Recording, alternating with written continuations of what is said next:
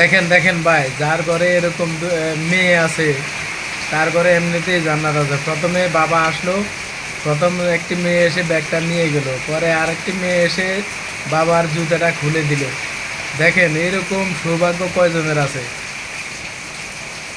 তাদের বড় আফসোস যাদের ঘরে মেয়ে নাই।